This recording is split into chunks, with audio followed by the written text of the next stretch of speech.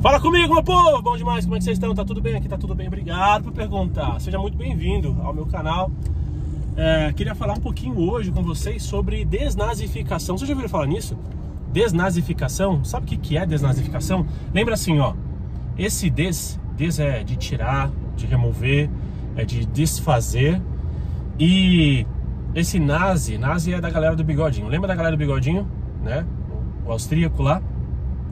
A gente sabe então que desnazificação tem tudo a ver com a ideia de remover, né? De tirar, não somente os nazis, mas remover qualquer influência do nazismo, não somente na Alemanha, né? Uma vez que isso aconteceu no final da Segunda Guerra Mundial, né? Pelos aliados. Então os aliados começaram um processo de desnazificação na Alemanha, mas não somente lá, na Áustria também. Lembra que eu falei que o bigodinho ele é austríaco, né? Então na Áustria também. Eles perseguiram, a gente sabe disso, né? O massacre que aconteceu não somente com os judeus, mas também eles perseguiam ciganos, perseguiam negros, perseguiam homossexuais e por aí vai. Foi muito triste, um episódio pavoroso da história, que nunca será apagado da história da humanidade. Por quê? Porque esses momentos, eles servem para que a gente se lembre exatamente do quão perverso pode ser uma pessoa, quão perverso pode ser uma galera muito mal intencionada, para que a gente nunca mais caia nessa ideia, né? Daí entrou o processo de desnazificação. Não basta somente você reprimir, excluir, não basta somente você retalhar, punir esse tipo de comportamento, esse tipo de ideia maluca. Mas também o processo de desnazificação, ele serve para poder eliminar qualquer influência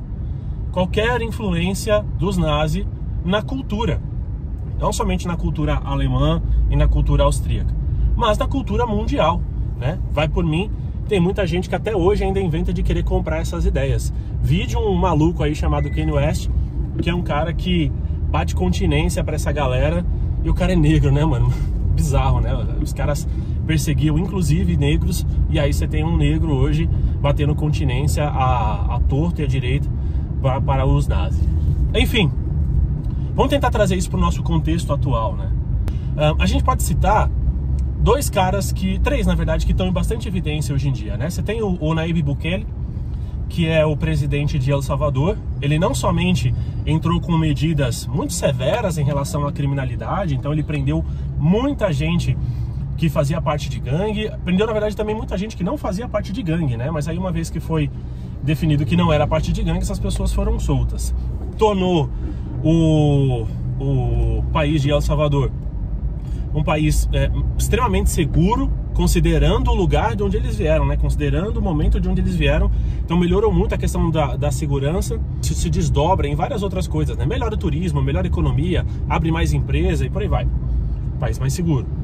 A gente tem na Argentina o Milei, que tem diminuído cada vez mais o poder do Estado na Argentina, diminuiu ministérios, tem enxugado a máquina, né? Tem mandado embora os parasitas, principalmente, a galera que mama literalmente na teta do governo há muito tempo, com super salários, tá deixando o negócio fluir mais, né? Então ele também tá passando por um processo, a Argentina também tá passando por um processo de desnazificação, não que lá tenham nazis, mas você entendeu, né?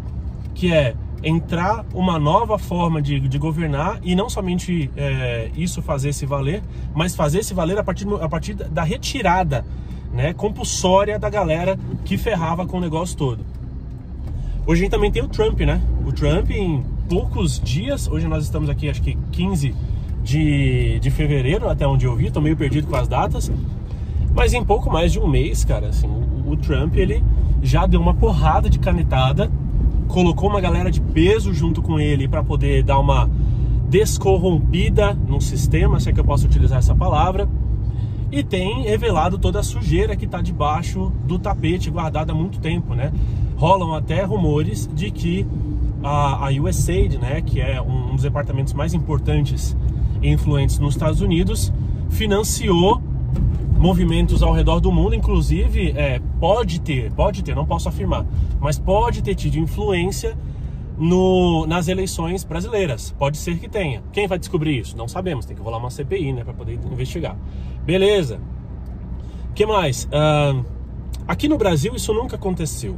Eu tenho a teoria de que no Brasil nunca nunca, ou pelo menos nos últimos 30 anos, né, não tem uma direita real. O que existe é o seguinte: você lembra do plano cartesiano? Lembra disso? Você foi para a escola? Você lembra do plano cartesiano? O plano cartesiano tem 2x, né? 2x não, tem 2 eixos. Tem o eixo X, que é o eixo da horizontal, e tem o eixo Y, que é o eixo da vertical. Vou deixar aqui para vocês verem o plano cartesiano. Nesse momento, não vamos nos concentrar no eixo da vertical, que é o eixo Y. Vamos focar só no eixo X. Você tem no meio desse eixo o 0, certo? À esquerda você tem os números negativos e à direita você tem os números positivos. Imagina assim, ó. Se hoje nós formos pegar um partido como o PSOL, que é um partido bastante marxista, nós podemos colocar ele, alinhar ele a uma esquerda, por exemplo, bem à esquerda no plano cartesiano, né? Por exemplo, vamos jogar assim, ó, menos 10, é como se fosse o menos 10. Aí você tem o PSDB, que é sim um partido de esquerda, só que uma esquerda fabiana. O que é uma esquerda fabiana? É uma esquerda que tem outra estratégia, outra abordagem para poder chegar no socialismo. Enquanto a esquerda marxista é uma esquerda mais agressiva, é uma esquerda mais porradeira, é uma esquerda que quer chegar no socialismo a partir de uma questão mais armada, né, digamos assim, uma vez que eles vêm do pensamento de Marx, e o Marx defende uma luta armada. Uma esquerda fabiana é uma esquerda que tenta entrar mais na cultura, que se passa por seu amigo, que tenta aparecer quando lhe convém uma direita, mas no final das contas ele quer chegar no mesmo resultado do esquerda marxista. Então a gente pegaria o PSDB, por exemplo, e colocaria ele no menos 6, menos 7. Concorda comigo que uma vez que existe um mais próximo do zero e mais distante do maior número possível negativo, para este que está no maior número negativo possível, qualquer um que estiver mais próximo do zero vai ser chamado de direita? Qualquer um que estiver mais próximo do zero vai ser chamado de direita. E se estiver mais próximo ainda do zero, tipo quase zero ou mesmo no zero, se não tiver ninguém que de fato já saia desse zero para um número positivo, para o 1, por exemplo, esse cara do zero ele vai ser chamado de extrema direita, por exemplo. Por quê? Porque ele está muito distante das ideias e da execução de ideias de quem está alinhado à extrema esquerda. Faz sentido para você? O que eu estou querendo dizer é o seguinte: no Brasil, pelo menos nos últimos 30, 40 anos, a gente não pode afirmar que existe com toda certeza um partido de direita. Ah, mas o Bolsonaro é de direita. Já cansei de falar 1 milhão de vezes que o Bolsonaro não é um cara de direita. Mas isso não é assunto para esse vídeo. Um dia eu vou fazer um vídeo só explicando o porquê que o Bolsonaro não é um cara de direita. O porquê de, por exemplo, a volta do Lula ser culpa também do Bolsonaro. Muitos são os culpados, mas Bolsonaro é um dos principais, se não o maior culpado, não somente pela volta do PT, mas por todo esse inferno que a gente tem passado. Beleza? Seguindo o jogo. A esquerda até que está tentando, mas felizmente está sendo barrada. Começou lá em 2022, né? Aquela censura fortíssima contra o Bolsonaro e o partido que o lançou, que impediu ele, inclusive, até de usar as redes sociais, né? Ou seja, cortou os canais de comunicação do cara.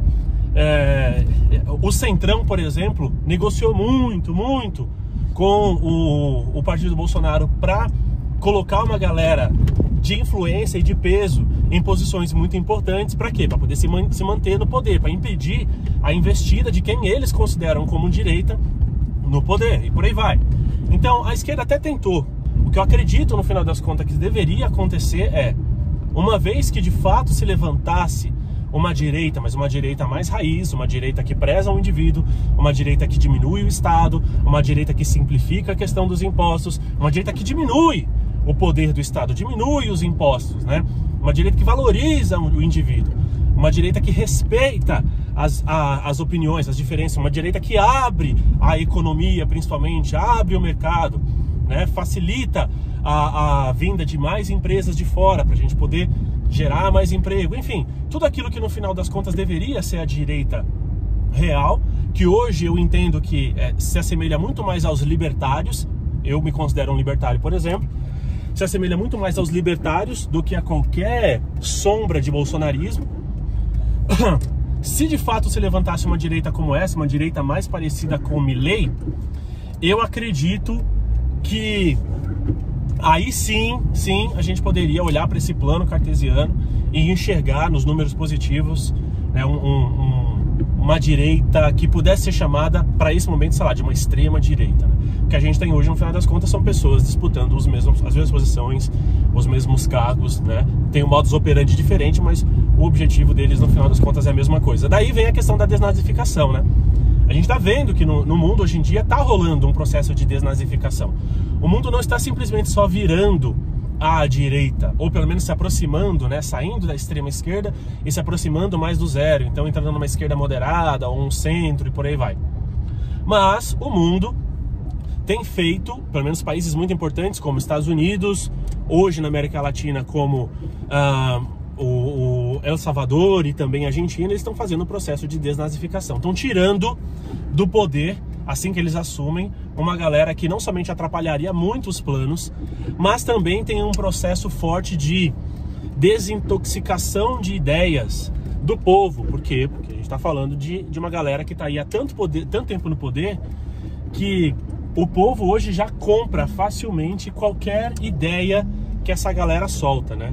Não é só competir com a velha mídia, é competir também com o sistema de fato, né? Não é só a imprensa, tô falando tipo do sistema real.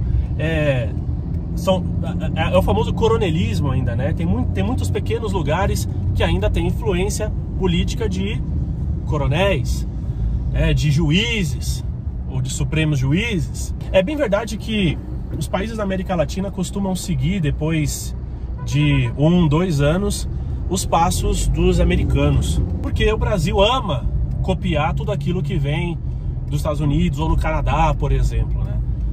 Vide a agenda woke, né? A agenda woke cresceu aonde? Nasceu aonde e cresceu aonde? Nasceu nos Estados Unidos e no Canadá, e hoje essa bosta tá espalhada em tudo que é lugar. Depois de 2 anos, isso começou a crescer cada vez mais no Brasil, e com a informação mais descentralizada, felizmente isso está começando a cair por terra, né? Então começa também lá nos Estados Unidos e no Canadá esse incômodo muito forte. A galera vê que o pessoal da agenda woke passou todos os limites, passou demais das contas, começou a mexer com crianças, começou a mexer com religião, uma série de coisas. Estão virando a cara para tudo isso, estão cruzando os braços e não deixando isso se expandir, e aí logo isso também vai acontecer no Brasil. Já é esperado, porque o Brasil sai copiando tudo que acontece nos Estados Unidos e no Canadá. É mais ou menos isso. Eu espero que você tenha entendido o que é o processo de desnazificação, tenha entendido que isso aconteceu já no passado. Eu espero que você tenha entendido o que está acontecendo hoje em alguns países do mundo, e eu espero sinceramente que você tenha entendido de que em algum momento isso deve acontecer no Brasil também. Então é isso, galera, obrigado por hoje, agradeço o tempo de vocês em ter ficado no vídeo. Por favor, me dá aquela fortalecida, não deixa de curtir esse vídeo. Se você concorda ou não concorda, comenta aqui, por favor, pra gente poder engajar e fortalecer esse debate, fechou? Um forte abraço, fiquem com Deus e um ótimo final de semana a todos vocês.